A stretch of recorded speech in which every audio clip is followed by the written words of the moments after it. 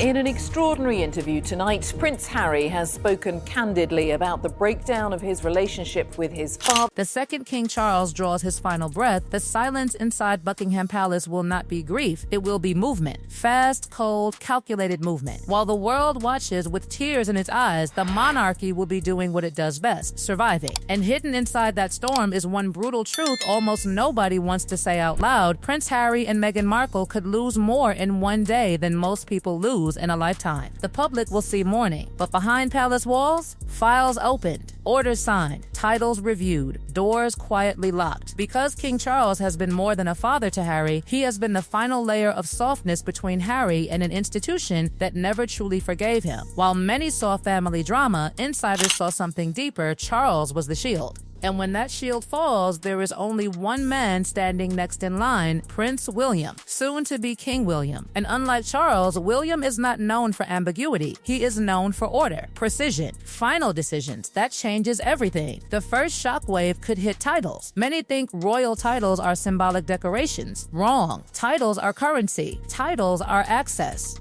Titles are status in rooms where power is traded quietly. Harry and Meghan have kept Duke and Duchess of Sussex. Their children gained prince and princess styling after Charles became king. But once William takes the throne, he gains power to redraw the map. Letters patent, formal royal decrees can change everything with the stroke of a pen. Suddenly, what was tolerated under Charles may become erased under William. Imagine the official website updated overnight. No heritage relevance, no royal operational role, no palace standing. That is not cosmetic. That is reputational detonation. And then come the children. Archie and Lilibet have been symbols in a bigger war neither of them asked for. Their titles became proof that blood still mattered. Proof that distance from Britain did not mean distance from royalty. But William has long favored a slimmed down monarchy. Fewer titles, fewer dependents, fewer complications. In that vision, children growing up in California outside royal duty may not fit the future brand. And if those styles quietly disappear from official use,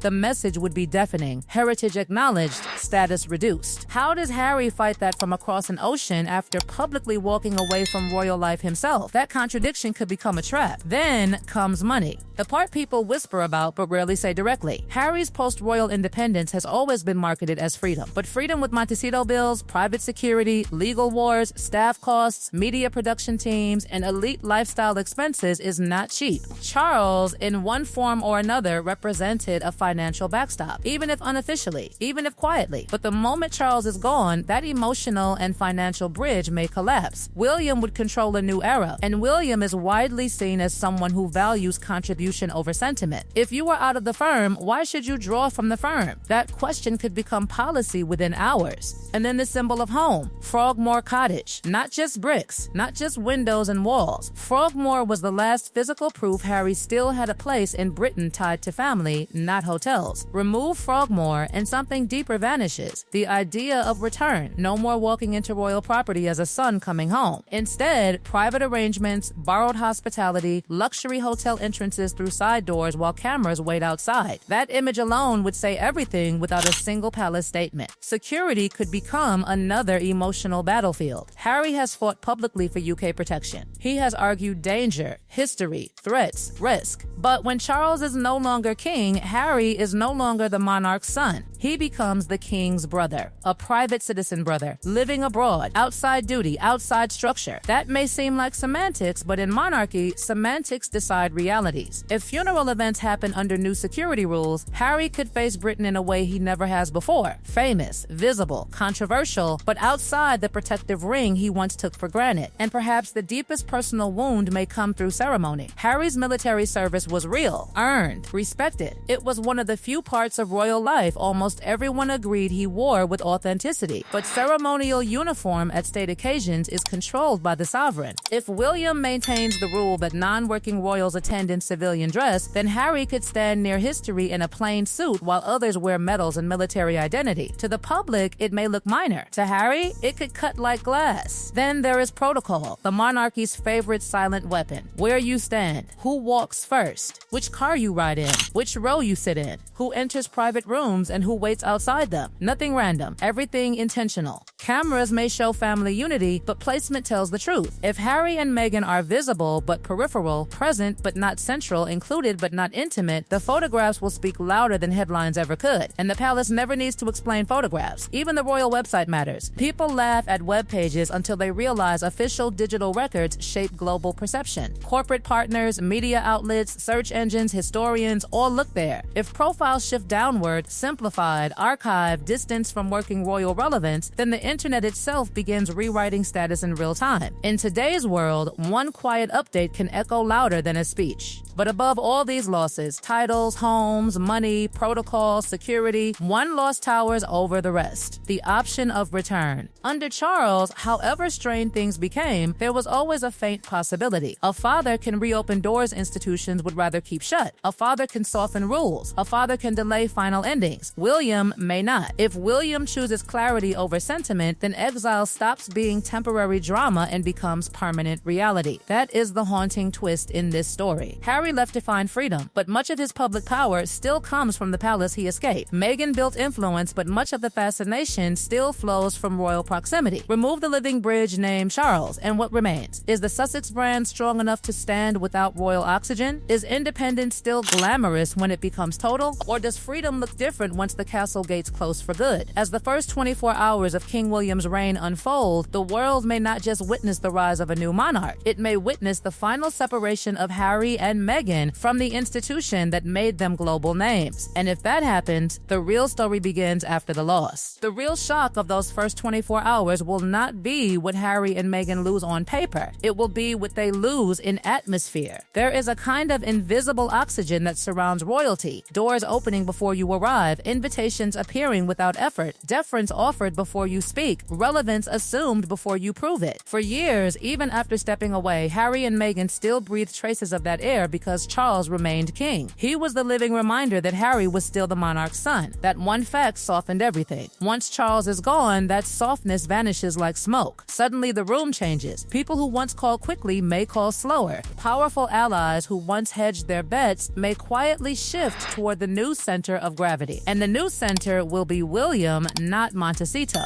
Imagine Harry in that moment.